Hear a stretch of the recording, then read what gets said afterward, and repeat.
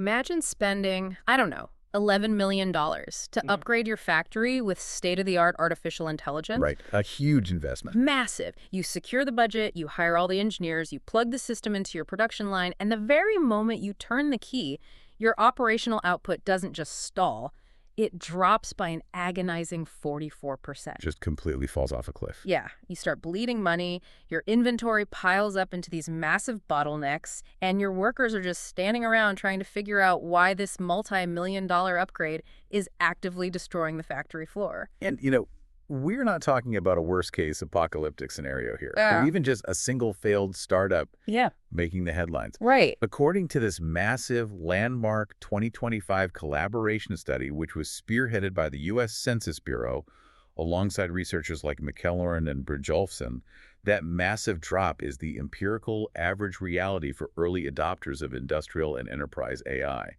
Which is wild, right? Because you hear the relentless hype from every executive summary, every tech blog, every keynote speech out there. Oh yeah, it's pitched as magic. Exactly. They sell this technology like this glowing, futuristic engine. You drop it into your business, and you instantly travel at light speed. But the data tells a very different story. It really does. The actual data, and we're talking granular establishment-level metrics pulled from tens of thousands of U.S. manufacturing plants between 2017 and 2021, reveals a very dirty secret. The initial integration of artificial intelligence is an absolute bloodbath for productivity. It's painful. Very. So today, we are taking a scalpel to what economists call the productivity J-curve. A really fascinating concept. We're pulling apart that Census Bureau study, cross-referencing it with deep workforce analyses from BCG and McKinsey, and overlaying the strategic frameworks from Reid Hoffman's book, Superagency. And just to be clear, the goal here isn't to discourage adoption. Right, we're not saying AI is bad. Not at all. I mean, the ultimate destination of that J-curve is unprecedented compounding growth. But to get to that upward swing, we have to dissect the initial brutal downward plunge. We have to look at the cold mechanical reality of why the factory floor breaks, how the fundamental design of your business fights the algorithm, and, the specific, occasionally painful organizational strategies that separate the firms that survive the transition from the ones that simply bleed out. Exactly. Okay, let's unpack this. We need to start at the bottom of the curve. Because before we can talk about high-level strategy or workforce redesign, we have to look at the tangible friction. The literal nuts and bolts. Yeah. You mentioned the U.S. Census data tracks something called Total Factor Productivity, or TFP.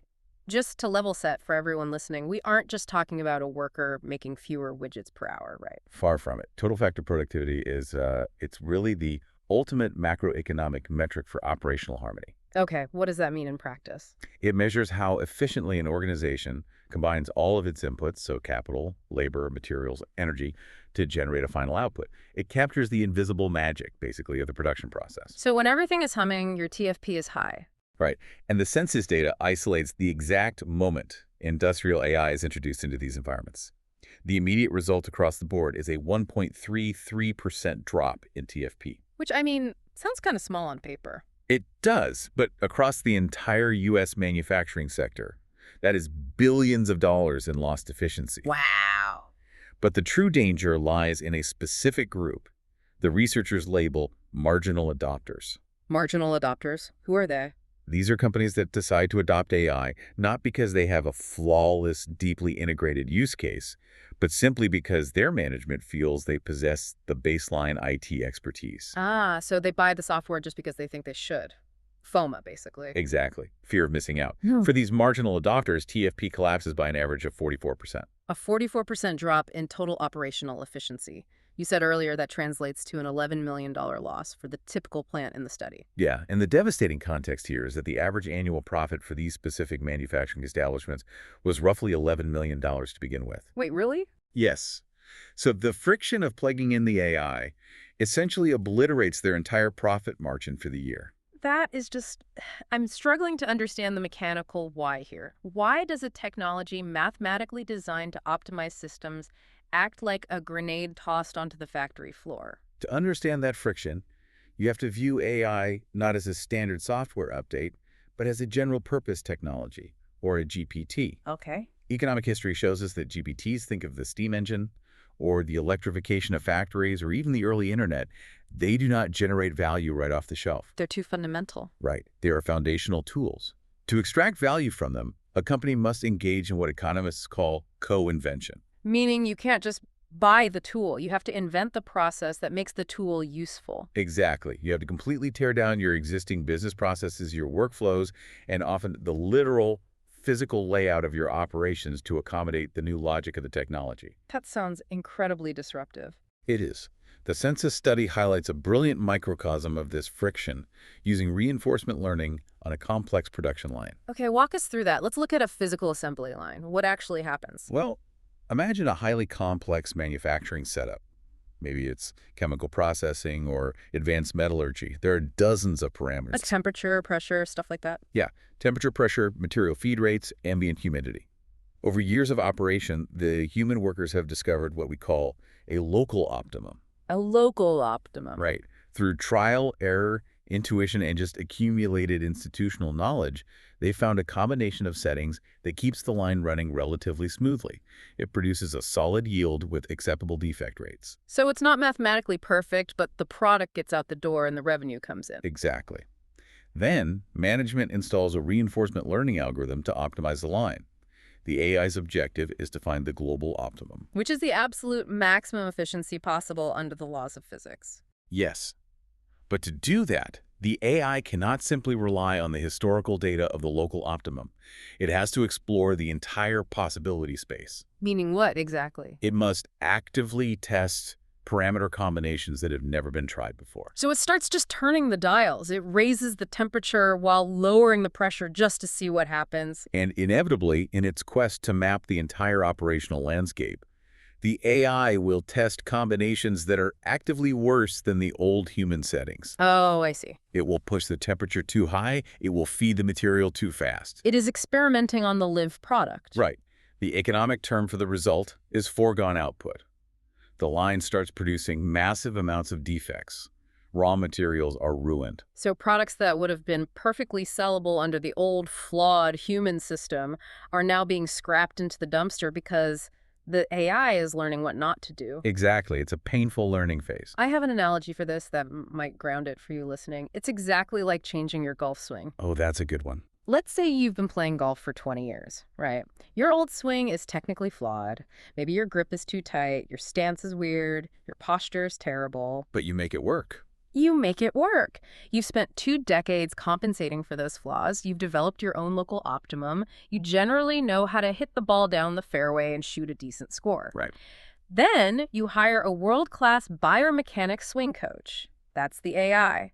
The coach completely deconstructs your stance and gives you a swing that is mathematically, mechanically engineered to maximize rotational power and accuracy. But you lack the muscle memory for the new mechanics. Exactly. For the first 2 months of using this perfect new swing, you are slicing every single drive into the deep woods. You are hitting the ball into the water. Your scorecard is an absolute disaster. The output tanks. The new technique is objectively superior, but your immediate output plummets while your nervous system tries to co-invent the muscle memory to support it. That is the J-curve, perfectly visualized. And on the factory floor, hitting the ball into the woods translates to sheer operational chaos. What does that chaos look like on a spreadsheet? The census data tracks the cascading symptoms of this exploration phase. The first thing that happens is a massive spike in work-in-progress inventory, or WIP. Work in progress, because the AI is causing defects and bottlenecks, so the line isn't flowing smoothly. Upstream machines might be churning out parts, but the downstream machine, the one currently being experimented on by the algorithm, is stalled. So the factory has to build up massive physical buffers of half-finished products just to keep the workers busy and the line from entirely halting. Which ties up immense amounts of working capital. Exactly. Cash trapped in half-built widgets sitting on pallets. Following that, the company is often forced into sudden, unexpected capital expenditures. Why is that? Because the algorithm might eventually map the global optimum and determine that a specific machine needs to be fed materials 20% faster to achieve maximum output. And the human workers physically cannot move that fast safely. Right. The algorithm's perfection outpaces human biology. The firm now has to purchase expensive complementary automation, like industrial robotics, automated guided vehicles, just to keep pace with the AI's new rhythm. Wow. And this triggers the most visible and controversial symptom of the early J-curve, which is initial labor shedding. Because the new robotic AI workflow is taking over the physical cadence of the line, the firm has to rebalance its workforce. Workers are displaced. Okay, I need to push back on the business logic here.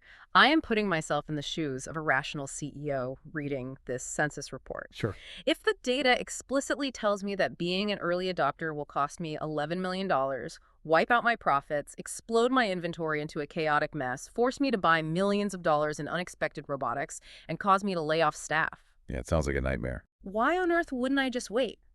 Why not sit on the sidelines, let my competitors bleed themselves dry figuring out the global optimum, and then I'll just swoop in 5 years from now and buy the polished version 2.0 system that works perfectly out of the box? Because the logic of waiting works for traditional software. Yeah. It is fatal when dealing with AI. Fail. Why? The fundamental nature of artificial intelligence, particularly reinforcement learning and large neural networks, is that they are scale-free and heavily dependent on compounding data. Okay. The algorithms improve exponentially only as they process more volume and experience more edge cases in the real world. So it's a compounding first mover advantage. Exactly. Once that reinforcement algorithm finishes hitting golf balls into the woods, maps the global optimum, and integrates with the new robotics, it begins to perform at a tier of efficiency and quality that no human-driven system can ever match. Right. The competitor, who chose to bleed early, has accumulated massive proprietary datasets. They have trained an algorithm specific to their unique operational environment. So if you wait, you're not just behind on software versions. No, if you decide to wait 5 years to avoid the dip, your competitor isn't just a few updates ahead of you. They have a structural mathematical advantage in efficiency. You can never catch up because you cannot retroactively generate 5 years of foundational localized training data. So the J-curve dip is essentially the agonizing, non-negotiable price of admission to the future of your industry. Yes. Okay, so the dip is the toll you have to pay. But looking closely at the data, not everyone pays the same toll, right? Not at all. Some companies seem to sail through this transition with minor turbulence, while others completely collapse. If the technology inherently requires this painful trial and error period, why is the damage so unevenly distributed? It's a great question. It seems to come down to the architectural philosophy of how a company was built to handle uncertainty in the first place. Right. The variance in survival rates forces us to examine the clash between the two dominant production philosophies of the modern era, make-to-order versus make-to-stock. Now, let's assume you're familiar with the basics of lean manufacturing. Lean is essentially the make-to-order philosophy. Right, the Toyota model. Yeah, it's the Toyota production system that has been the gold standard of operational efficiency for 40 years. It is entirely pull-based. You do not build a single widget until a customer actually places an order. The entire system is designed to eliminate waste and minimize inventory. But to make that function without causing catastrophic delivery delays, Lean relies on intense, localized, analog visibility. It relies on the human eye. Yes, it relies on physical Kanban cards moving across a board. It relies on minimal buffers on the floor. And crucially, a deeply embedded culture where every single human worker is empowered and expected to pull the andon cord and halt the entire massive assembly line the split second they detect a defect or a misalignment. So Lean is an incredibly efficient system, but it is a system designed purely for reacting to exceptions in real time. Exactly. Then on the other side of the spectrum, we have the older, more traditional make-to-stock model. And how does that work in comparison? Make-to-stock relies on mass production based on forecasting. You manufacture 1 million widgets in January because your models predict consumers will buy 1 million widgets in April. So you're building up reserves. You utilize massive warehouses, massive inventory buffers, and long lead times to absorb the uncertainty of supply and demand fluctuations. Okay, so we have Lean, which reacts to the present, and make-to-stock, which attempts to forecast the future. How does AI interact with these two drastically different environments? Well, we have to define what AI actually is at its core. Strip away the sci-fi marketing, and AI is fundamentally a prediction technology. Okay. It analyzes vast oceans of historical data to predict the most optimal future state or the most likely outcome. Wait, if AI is fundamentally a prediction engine, then it naturally slots right into the make-to-stock architecture. Seamlessly. Make-to-stock environments, particularly continuous flow operations like massive chemical refineries, paper mills, or consumer packaged goods factories, they have relied on predictive analytics and forecasting models for decades. Because that's their whole business model. Exactly. They already have the data infrastructure. Their corporate culture understands how to manage large inventory buffers based on statistical probability. When you introduce a powerful new AI into a make-to-stock firm, you are simply upgrading an engine they already know how to drive. So their transition is smoother. Very smooth. And their J-curve dip is remarkably shallow. But that creates a massive paradox. We have spent decades worshiping lean manufacturing as the holy grail of corporate efficiency. Every MBA program on the planet teaches the Toyota model as the pinnacle of operational design. They do. Are you suggesting that the ultimate efficiency model is actually toxic to artificial intelligence? The data strongly suggests it is. The paradox lies in the nature of transparency. Explain that. Lean is undeniably efficient, but it is an analog efficiency rooted in total human visibility. The worker must see the Kanban card. The worker must physically inspect the part before pulling the andon cord. The system demands that the human mind comprehend the immediate state of the entire line. So when you drop a highly complex, neural network-driven predictive AI into a lean factory, You are introducing a black box into an environment whose entire survival depends on total transparency. oh, wow. The AI operates on dimensions of data the human mind cannot process. It starts predicting workflows days in advance. It begins dynamically routing materials, altering schedules, and reallocating resources based on algorithmic conclusions that the human workers cannot see, verify, or intuitively understand. I want to visualize this clash. Let's imagine a lean auto parts supplier. Okay. The human worker is standing at their station, waiting for the Kanban card to signal them to build a brake caliper. But the AI, analyzing global supply chain data, weather patterns, and microeconomic indicators, predicts a sudden spike in demand for that specific brake caliper next week. Right.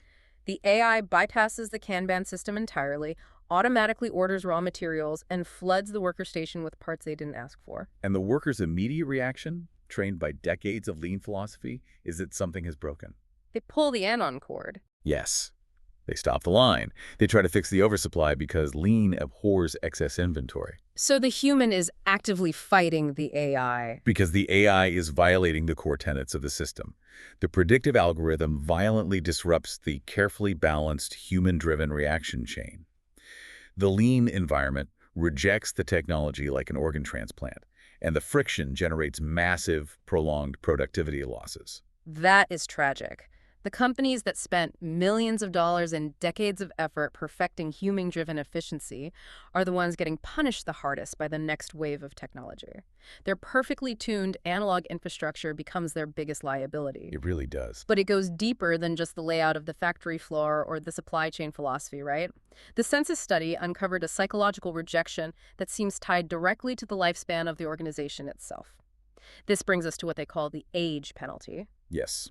This is perhaps the most counterintuitive finding in the entire dataset. Wow. Well, if you were to hypothesize who would survive a massive technological disruption, you would naturally assume that older, deeply established firms would have the upper hand. Because they have vast financial reserves to absorb the J-curve losses. Exactly. They have decades of accumulated operational experience, deep industry relationships, and mature, sophisticated management structures. They have the war chest. They have the war chest, but the data reveals they lack the flexibility to deploy it effectively.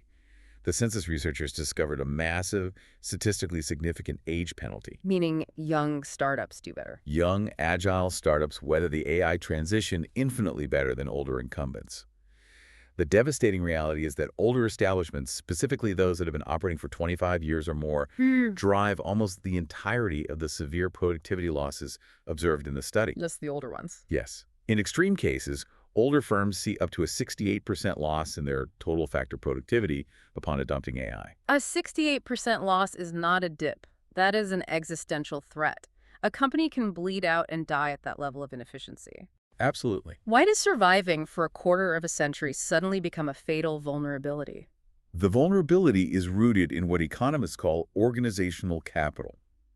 Specifically, older firms rely on deeply ingrained, structured management practices. Structured management practices. Over 25 years, a company builds up an immense scaffolding of analog routines to manage humans. What does that scaffolding actually look like in the day-to-day operation of a 25-year-old firm? It looks like the daily 8:00 a.m. huddle around a massive physical whiteboard on the factory floor.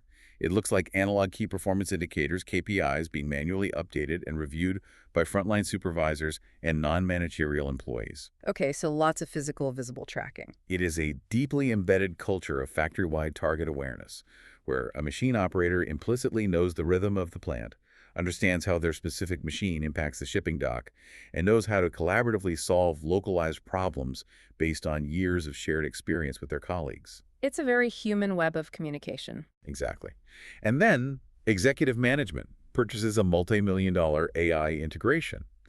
The software vendor promises that the AI will automatically track all the KPIs in a real-time dashboard. All right, the pitch. The AI promises to identify bottlenecks algorithmically, eliminating the need for the morning whiteboard huddle. The AI will dynamically schedule maintenance so the operators don't need to communicate their machine's quirks to the next shift. And management trusts the expensive new software, so they dismantle the analog web. The researchers term this de-adoption. The older firms actively de-adopt their structured human management practices. They just throw them out. The quantitative analysis in this study is absolutely stunning here. It proves that up to half of that massive TFP loss, so roughly 32% to 68% of the total productivity crash, is caused explicitly by the de-adoption of these human practices. Half the loss is just from stopping the huddles. Yes. They throw away their analog knowledge-sharing systems, they cancel the morning huddles, they wipe the whiteboards clean, assuming the AI will handle it. But the AI isn't ready. The AI is still in the exploration phase. It's still hitting the golf balls into the woods, the algorithm hasn't achieved the global optimum, and more importantly, the AI lacks the nuanced, contextual problem-solving ability of the human workers. Okay, give me an example of what happens then. Well, when a localized crisis hits, say, a supplier delivers a batch of slightly damp raw material the human workers use to gather around the whiteboard, adjust the machine speeds based on gut feel and experience, and solve the problem in 10 minutes. Right. Now the whiteboard is gone, the AI dashboard doesn't have an input for damp material, and the entire line grinds to a halt. Management threw out the baby with the bathwater. Let me offer an analogy to capture the tragedy of this because it's a huge point. Think of a 25-year-old manufacturing plant, like a world-class symphony orchestra. Okay, I like this. They have a veteran conductor who has led them for decades. That conductor is the embodiment of structured management. The conductor reads the room. They adjust the tempo on the fly based on the acoustics of a specific concert hall. They make subtle eye contact with the lead cellist to pull out a bit more emotion during a difficult passage. A very human interaction. The music flows perfectly because of that highly nuanced human feedback loop. Then the board of directors decides to modernize.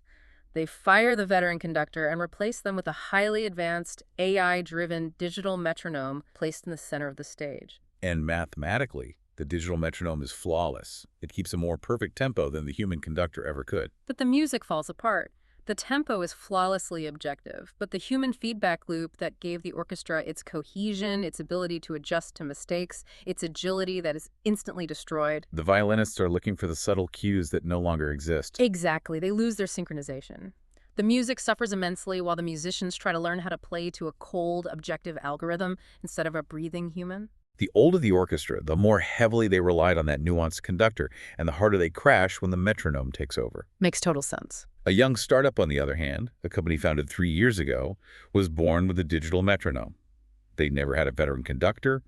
They never built the analog whiteboards or the 8.0 AM huddles. They just use Slack. Right. They built their entire organizational culture from day one around digital native tools, Slack channels, and algorithmic dashboards. They experience almost zero loss of accumulated human capital because they haven't accumulated any analog baggage to lose. You know, the implications of this completely flip a major societal narrative on its head. As so. If you read the headlines, the dominant fear regarding AI is that it is a tool of monopoly. The narrative claims that because AI requires massive data centers, billions of dollars in compute, and incredibly expensive talent, it will only benefit the massive, entrenched megacorporations. We are told it will lead to total dystopian industry concentration. But the census data suggests the exact opposite. We have to look at the economic principle of creative destruction. Explain that in this context. If the entrenched incumbents, the megacorporations with 25 years of analog baggage, are suffering a 68% productivity loss because they cannot rewire their management cultures, they are suddenly incredibly vulnerable. The moat is breached. Yes. AI might actually emerge as the greatest democratizing force for market competition we have seen since the dawn of the commercial internet. The J-curve dip creates a massive, multi-year window of vulnerability. For startups to strike. It allows a nimble, agile startup born digital, unburdened by legacy structured management, to overtake a clunky incumbent that is bleeding tens of millions of dollars trying to force a predictive algorithm into a rigid analog culture. The age penalty levels the playing field. We've spent a lot of time analyzing the friction of the physical setups, the clash of make-to-order versus make-to-stock, and the psychological vulnerability of older management structures. But we cannot analyze this transition without confronting the most disruptive element of the entire J-curve. The human element. The people actually doing the work. You mentioned earlier that one of the immediate symptoms of the transition is labor shedding. When the robots arrive, when the algorithm finds the global optimum, human workers are displaced. Is the apocalyptic headline true? Is AI fundamentally coming to destroy the human labor market? To navigate that fear rationally, we have to look closely at economic history and dismantle a pervasive cognitive trap known as the lump of labor fallacy. The lump of labor fallacy. I hear that term thrown around in economic circles. What is it exactly? It is the false, intuitive assumption that there is a fixed, finite amount of work, a literal lump of labor that needs to be done in an economy. Okay. The fearful logic dictates that if a machine is invented that can perform 20% of that work, there will permanently be 20% fewer jobs available for humans. It's the assumption that the economic pie is static. But the pie is never static. Technology constantly grows the pie and fundamentally alters its shape. Consider agriculture. Good example. In the year 1900, roughly 41% of the entire United States workforce was employed in agriculture. It was the dominant form of labor. Today, thanks to the invention of the combustible engine tractor, advanced chemical fertilizers, and GPS-guided automated harvesting, that number is around 2%. And obviously, we do not have 39% systemic unemployment today. Precisely because the technology radically lowered the cost of food production. When food became incredibly cheap, consumers suddenly had massive amounts of freed-up capital. They spent it elsewhere. They spent that capital on manufactured goods, entertainment, healthcare, and education. The automation of the farm birthed entirely new industries and millions of new jobs that a farmer in 1900 could not possibly have imagined. Right. But while historical analogies provide comfort, they don't give a manager today a practical framework for analyzing their own workforce. No, they don't. To understand what is happening right now with AI, we must look at the Boston Consulting Group's framework of demand expandability. This is a fantastic framework. It determines whether a specific role is going to face substitution or augmentation. Substitution meaning the AI takes the job and the human is let go. Augmentation meaning the human keeps the job but uses the AI to perform it at a much higher level. Exactly. And the deciding factor between those two fates is whether the demand for the output of that job is fixed or expandable. Give me an example of fixed demand. Let's examine a role with explicitly fixed demand. Tier 1 call center customer support. So a customer calling their airline to reset a password, check a flight status, or cancel a basic ticket. Exactly. If that airline deploys a highly capable agentic AI, and we should define agentic AI because this isn't just a dumb chatbot that regurgitates FAQs. Right, it's taking action. Agentic AI can securely access databases, authenticate users, issue refunds, and execute complex workflows autonomously.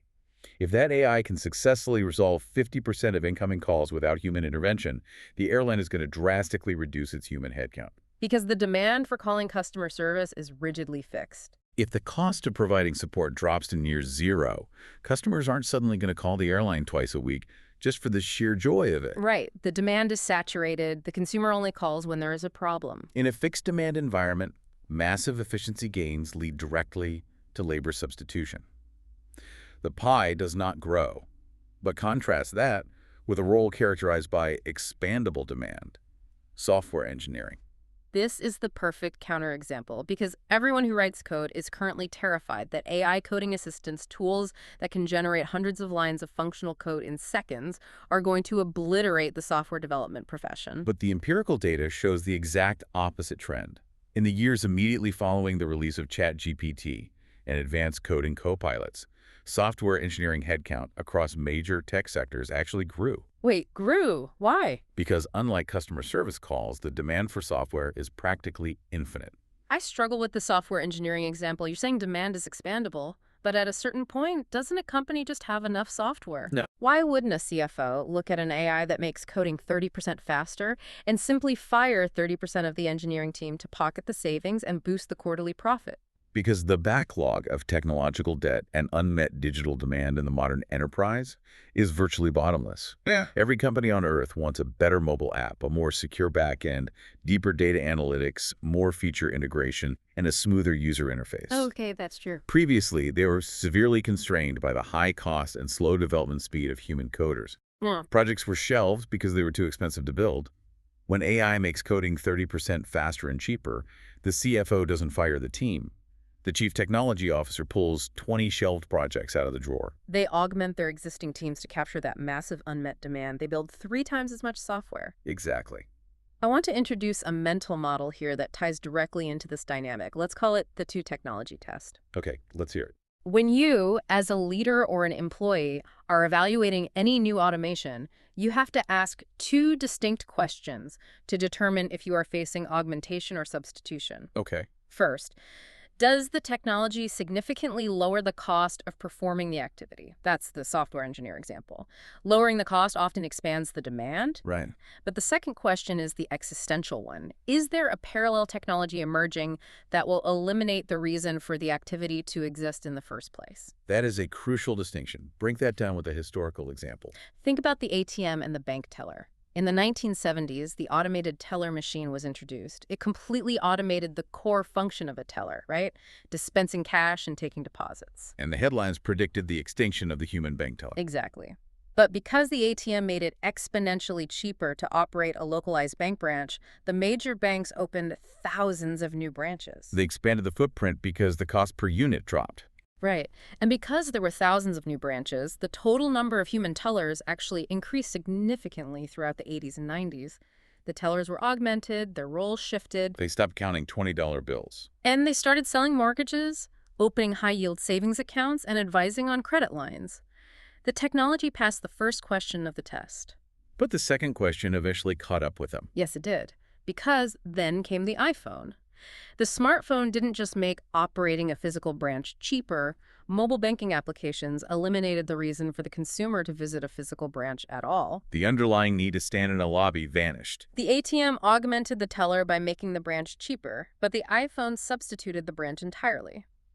So my question to you, looking at this current wave of generative AI, is this: are we currently in the ATM phase of AI, where jobs transform and multiply?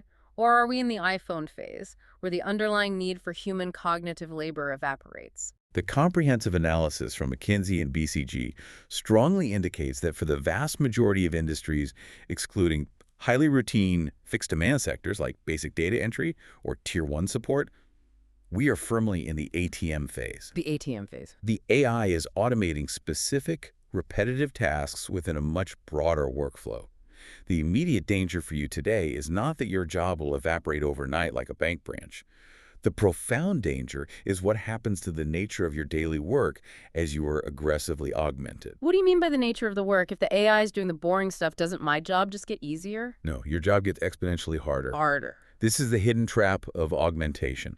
As the routine, predictable, easily measurable tasks are handed off to the algorithm, what is left for the human? The complex exceptions, the edge cases, the ambiguous high-stakes problem-solving that the AI can't figure out. Exactly. And handling nothing but complex edge cases creates an intense, sustained increase in cognitive load. Think about it. Previously, a worker might spend 60% of their day doing routine data processing or drafting standard emails. That routine work acts as a mental break. It allows the brain to coast. You just kind of zone out and do the paperwork. When the AI automates all the routine work, your entire 8-hour shift is condensed into handling only the most difficult, ambiguous, high-friction problems. You never get to mentally coast. Never. The baseline skill threshold required just to maintain your current job, let alone get promoted, is rising at an unprecedented rate. You are no longer just a doer of tasks. You are suddenly forced to become an orchestrator of algorithms. You have to verify the AI's outputs, spot subtle hallucinations in complex data sets, and apply deep contextual ethical judgment to machine-generated solutions. That is incredibly exhausting work if you have not been systematically trained for it. Yeah, I bet. We are also seeing the rapid emergence of entirely new AI-native roles designed specifically to manage this new environment. Prompt engineers who specialize in eliciting hyper-specific outputs from large language models, AI ethics specialists who govern algorithmic bias, and health tech implementation specialists whose entire career is dedicated to safely integrating predictive diagnostics into fragile clinical workflows. So the human element isn't about fighting a war against the machine. It is about surviving an incredibly demanding cognitive upgrade. That's a perfect way to put it. Which brings us to the final and most critical act of our deep dive, the turnaround. The most important part. We have analyzed the terrifying mechanics of the dip. We know that lean manufacturing processes actively clash with predictive black boxes. We know that older firms struggle mightily to unlearn decades of analog habits. We know the workforce must adapt to expandable demand and severely increased cognitive loads. We know what causes the crash. Right. The vital question now is, how do the winners actually push through all of this immense friction, arrest the downward slide, and accelerate up the right side of the J-curve to secure those massive, long-term operational gains? The roadmap for this turnaround comes directly from the aggregated analyses of BCG and McKinsey, and it centers on a very specific, almost deceptively simple formula, the 10-20-70 rule. The 10-20-70 rule. I love this framework because it entirely shatters the prevailing Silicon Valley myth of what an AI transformation actually entails. Most executives approach this assuming it's simply a math problem. They assume that purchasing the most advanced algorithm is the secret sauce to market dominance. But the 10-20-70 rule mathematically breaks down where the actual value generation occurs. According to the data, only 10% of the financial value of an AI initiative comes from the algorithms themselves. Just 10%. The models are just the spark. Another 20% of the value comes from the underlying technology implementation, the cloud architecture, building robust data pipelines, integrating APIs, and wrestling with legacy systems. Which leaves a massive void in the equation. A massive 70% of the total value generated by an AI transformation comes from workforce transformation. It comes from the humans. 70%. It is overwhelmingly, undeniably a human challenge, not a technical IT project. Explain the mechanism of failure here. Why is the human element weighted so heavily? If I buy the smartest AI on the market, the 10%, and I wire it perfectly into my data lake, the 20%, why does the project fail if I ignore the 70%? What actually goes wrong on a technical level? Let's look at the mechanics of that failure. If you deploy a highly advanced predictive AI to a team of supply chain managers, but you invest $0 in training them on how the model actually weights probabilities, you create a dangerous dynamic. What happens? The workers, intimidated by the technology, will either entirely ignore the AI's recommendations, reverting to their analog spreadsheets and rendering the multi-million-dollar investment worthless, or worse, they will suffer from automation bias. Meaning they blindly trust whatever the machine says. They treat the AI as an infallible oracle. If the AI hallucinates due to an anomaly in the data pipeline and suggests ordering 10,000 tons of steel instead of 1,000, an untrained worker, lacking the cognitive framework to interrogate the algorithm's logic, will simply click Approve. And a massive catastrophic error occurs. The 70% is required, because if you don't aggressively train your humans how to expertly orchestrate the AI is either an expensive paperweight or a loaded weapon. So what does successfully executing that 70% actually look like in practice? It looks like an uncompromising board-level imperative to upskill. The data here is stark and undeniable. Right now, only roughly 5% of large organizations report seeing substantial, measurable financial gains from their generative AI deployments. Only 5%. And those 5% share one defining identical characteristic. They are allocating an astonishing 60% of their total AI budgets directly toward aggressively upskilling their existing workforce. 60% of the budget spent on the people, not on software licenses or server compute. Yes. And the return on that specific investment is staggering, between 106 and 353% ROI.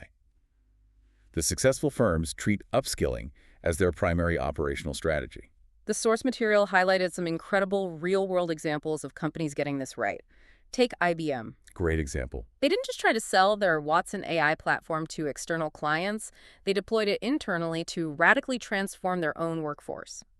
They used the AI to map the skill profiles of thousands of employees, identified massive institutional skill gaps, and then had the AI generate highly personalized dynamic learning paths for every individual to close those specific gaps. They used the technology to structurally elevate the cognitive baseline of their human capital. Walmart executed something similar, but on the physical front lines. They deployed advanced AI-powered virtual reality training modules for thousands of store associates. Yeah, that VR program was massive. Instead of sitting in a boring back room watching a VHS tape about customer service, workers put on a headset and interacted with AI-driven avatars simulating irate customers or complex spill hazards. The AI tracked their eye movements, decision speed, and verbal de-escalation tactics in real time. That's intense. Walmart saw a 15% immediate improvement in floor performance and drastically cut the time required to train new hires. They didn't view the AI as a tool to replace the associate. They viewed it as a highly personalized coach to elevate them. And that mindset shift leads directly to the second major strategy for executing the turnaround: workflow integration. Workflow integration. The organizations that remain trapped at the bloody bottom of the J-curve make a critical architectural error. They treat AI as an optional co-pilot. They buy a sophisticated enterprise chatbot, put it on the corporate intranet, send out a memo, and say, hey, everyone, use this if you want to be faster. They rely on opt-in AI. Yes. And the adoption inevitably stalls. Human beings naturally resist changing their established workflows.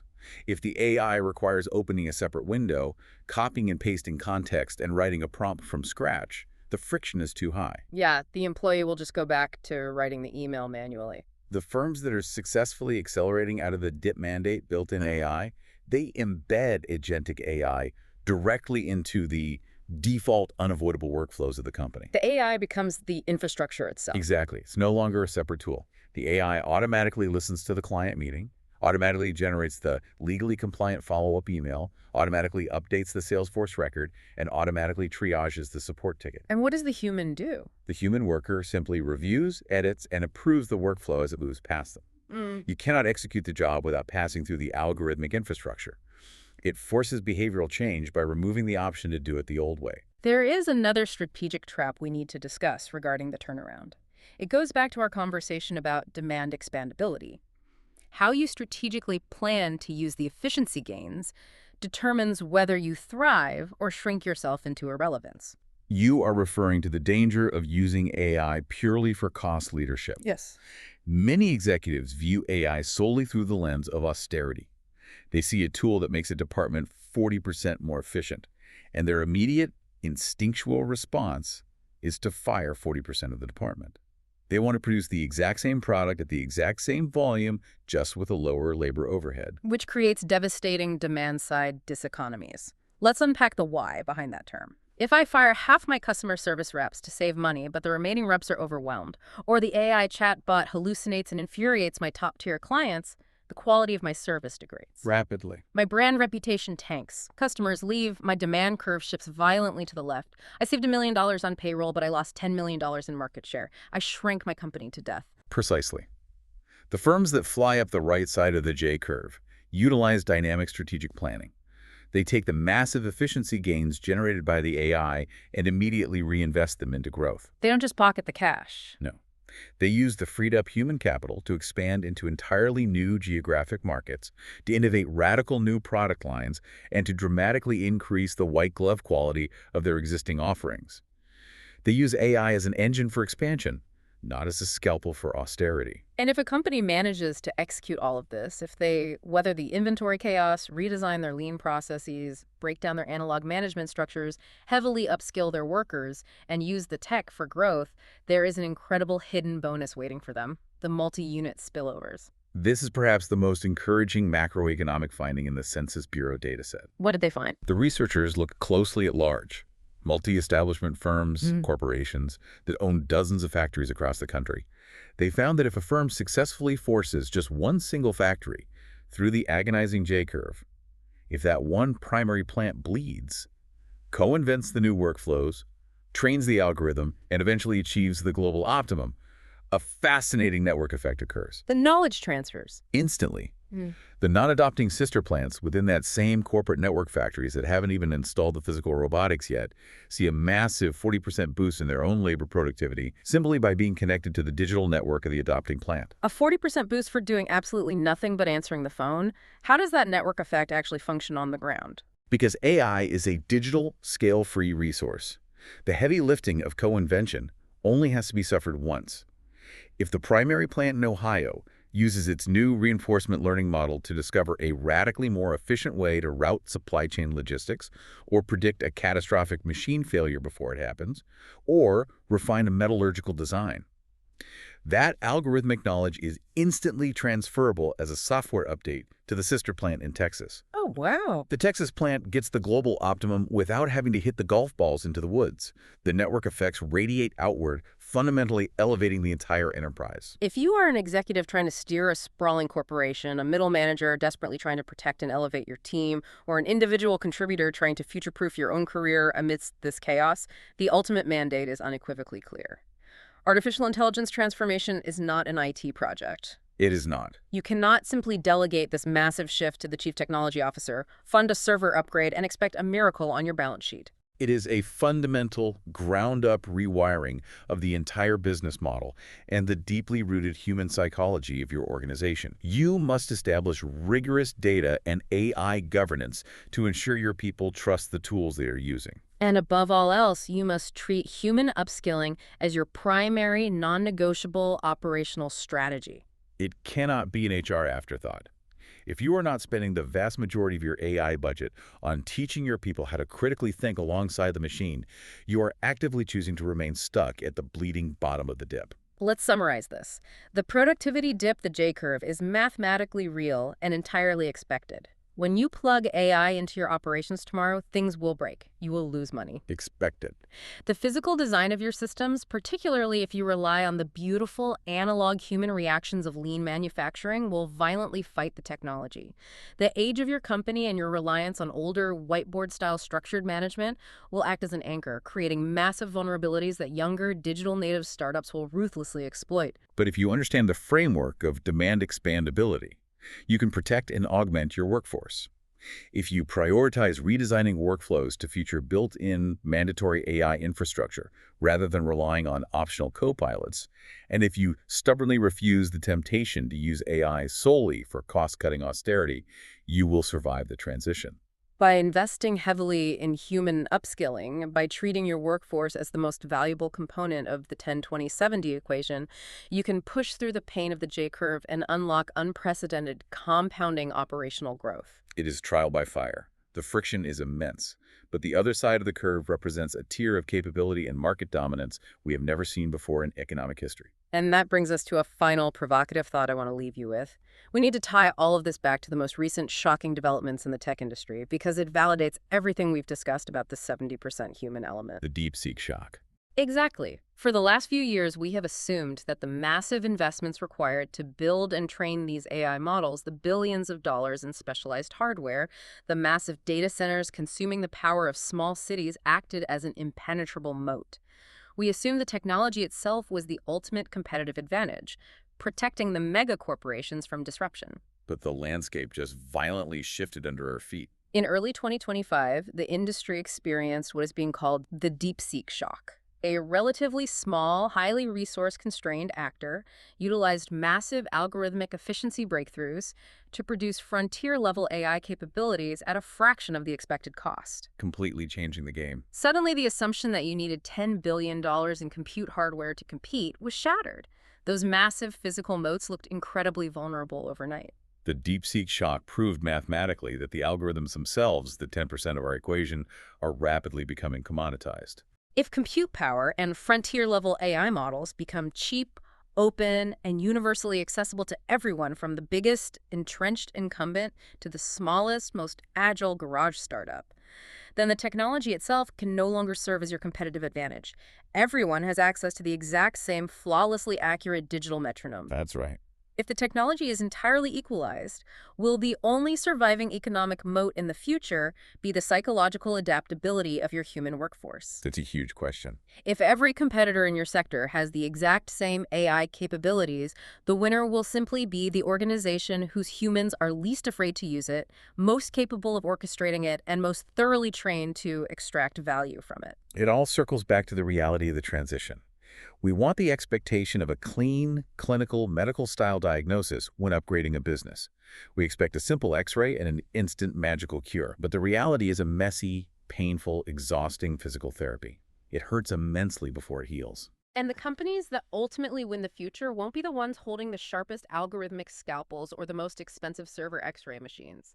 They will be the ones whose leaders are willing to get down on the floor and put in the painful, frustrating hours of physical therapy to rebuild their organizational muscle memory from the ground up.